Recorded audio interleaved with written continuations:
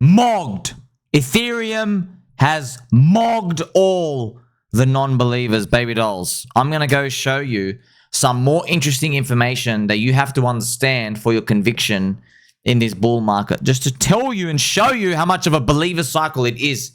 Do you remember earlier when Soylana's official Twitter backstabbed Ethereum and they said when they say the future of markets runs at 22 transactions per second, but Nasdaq handles 2,000 trades per second? Do you remember that? An interesting guy, he came out of hibernation to make this post. I found that fascinating. That's why I'm here to show you, friends. Technology, utility, it's not what you think. It's all about believers. We've already seen this Bitcoin. We've already seen this XRP. We've already seen this Cardano. We've seen this happen, man. By the way, Dogecoin, not zero, worth billions and billions and billions of market cap. So we've seen this play out again. Look at this. Polyna. I guess he's some sort of Ethereum OG.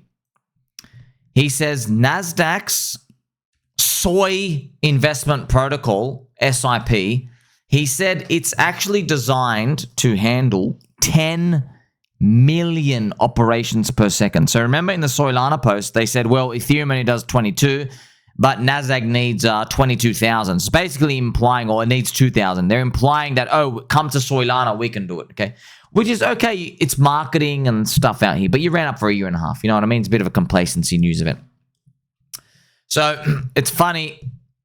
This person comes out and says, no, they don't need 2,000 transactions to handle Nasdaq. If you want Nasdaq to be on Soylana, you need 10 million transactions per second, okay? And he says, given the crippling limitation of achieving strict global consensus, Nasdaq will forever be thousands of times faster and cheaper than any minimally decentralized layer 1 blockchain, short of exotic new physics. It's basically saying no blockchain is going to be able to handle Nasdaq. None. None that has global consensus. He says the only method to get anywhere near close is using these nerd stuff, zero knowledge proofs. Okay. And he says, look, it'll take a very long time, a big magnitude of cost and time. It'll take years to basically mature. Not going to happen. And then he says, it's totally wild that crypto bros are still coping about transactions per second like it's 2017, the year. He goes, instead of building applications that would actually make people's lives better. And then he puts in brackets, degenerate gambling does not. Interesting, friends. Let's play some Super Mario.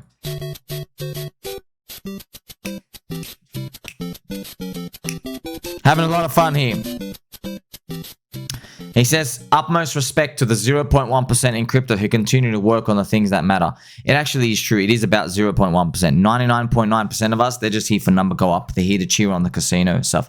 So, see, this is a nice insight, right? So, but see, friends, the N-word narrative, these are the things that crush you at lows. If you don't believe, you give up, okay, friends? Literally, you don't know how to shoot your shot, you know? Like, if you're a young man out there and you're trying to court a lovely lady, guess what? You're never going to be the most handsome. You're never going to have the biggest feet, okay? You're never going to be the smoothest talker, all right? You're not going to be the best NFL player with the squarish chin who's going to impress all the ladies, okay? And you know what? I'll tell you already now, the most important of all can be like settled right here. You're never going to have the sharpest elbows in the world. I've got them, okay? So does that mean just give up? No. It doesn't mean give up. Shoot your shot. And you got to believe. You got to believe in yourself.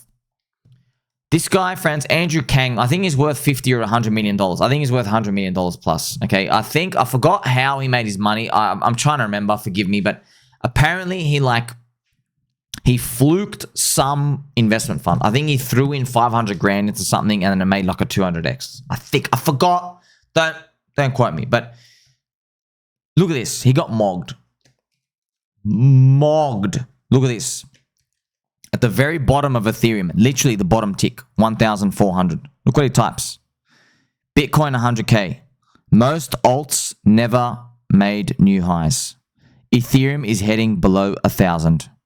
For everything except for BTC, it was just an echo bubble. C'est la vie. He's basically saying it's game over. That was at the very bottom. Okay, so he is in the Ben Copen camp where they go, Ethereum, $500, Ethereum, you're all going home.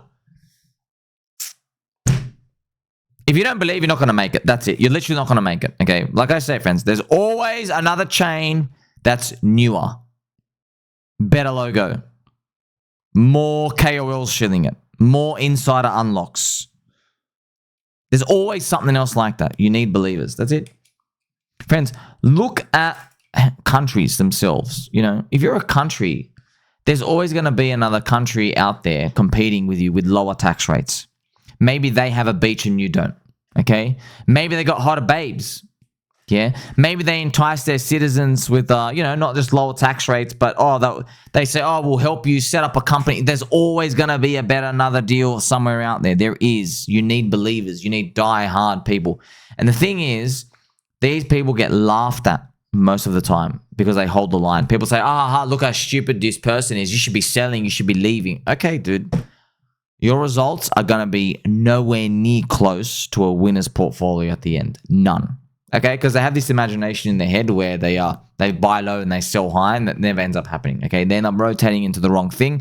Friends, like you get to see it, Soylana ran up for a year and a half, and then Sol Eat starts getting crushed straight away. All those people who said adoption, Soylana,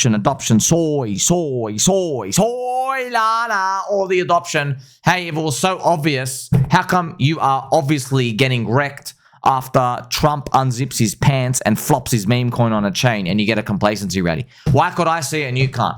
It was so obvious, right? That's why these people need to exercise some humility, I think. Look at Mr. Trade Strayer.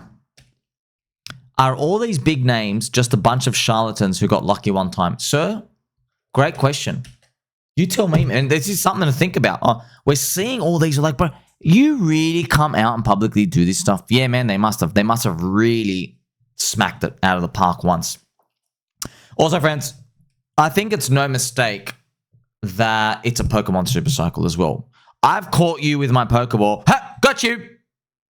Many times a day, and what we're going to do is we're going to play some Pokemon intro music. Fire up your Game Boy. Okay. When I was a kid, friends, remember, a nice Saturday afternoon. It's raining outside. I'm on the bed. I've got spare batteries. Okay, we're going all day, baby. I got my cute little salt and vinegar crinkle cut chips. All right. It's a Pokemon Super Cycle. Now, this is actually real what I'm about to read for you. Okay.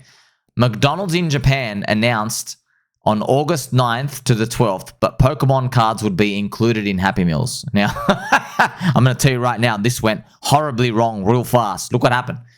Fast forward to launch day, the chaos included long lines, wasted food, food being left in the streets and the stores, parents having to buy Happy Meals from scalpers. That's good. Happy Meals from scalpers? Yeah, man. I told you. Friends, this is a super cycle. One hell of a super cycle. You know?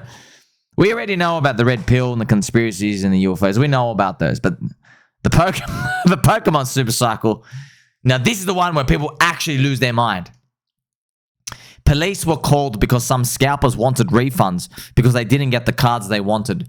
Many of the locals are blaming the Chinese for the poor etiquette and chaos. Needless to say, the 3-day promo ends on the same day. McDonald's Japan issued an apology for the problems and running out of cards. My God. Look at this. It's a Pokemon Super Cycle. Do you see? Yeah. Just tell you, man. The crowd mania. It's something special. Now, it is confirmed you and I are going to make it. We've been mogging all the non-believers many times. Just showing you these snippets, friends. Do you remember at the bottom, you know where Andrew Kang had his tweet, Ethereum 1400? You know, Ethereum ETF was negative. Yeah, it was literally negative. Okay. And if it ever had a positive moment, Bitcoin was 10 to 20 times bigger in size.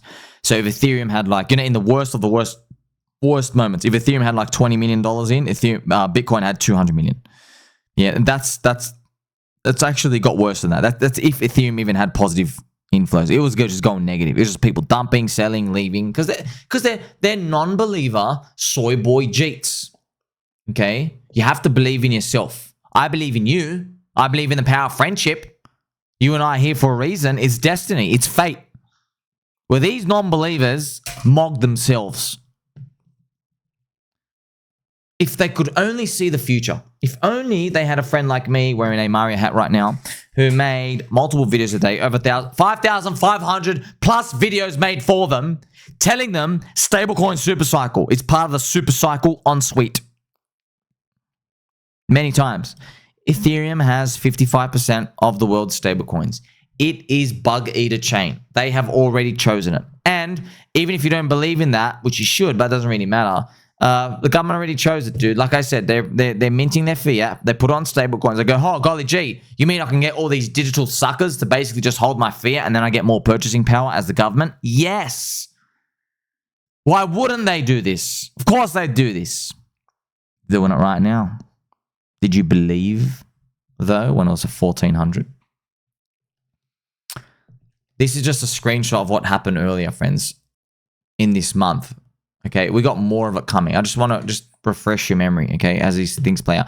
Ethereum's now doing more dollar inflows than Bitcoin, okay? Like on these days captured, Ethereum did 320 million up. Bitcoin did 240 million up, which is the inflows in, okay? You see, people just, friends, they just run over each other. These ETFs and this stuff, it's literally just the crowd, man. They love buying highs. Why didn't you guys like Ethereum at 1,400 or 1,500 or 2,000? Why didn't you like it at 2,000? Oh, golly gee, I love it at 4,000. Okay, dude. Well, you're getting in now. They're going to get in at 4,000. And when it prints 5,000, they're going to get their friends in at 6,000. And I'm going to say to them, hey, man, why didn't you like this thing at 2,000? Why do you love it at 6,000? The whole crypto industry, friends, long Bitcoin, long Soylana, they're overly long in those exposed. You can tell by the PolyMarket odds, which I made many videos for you, telling you that the crowd was way too optimistic with their odds in their expectations of Bitcoin and Soylana, top ticker in cycle, and they were way underpriced in Ethereum. With Ethereum, friends, it's crazy, man. It's only 13% of people believed Ethereum could hit $8,000 this cycle. 13%. Whoa.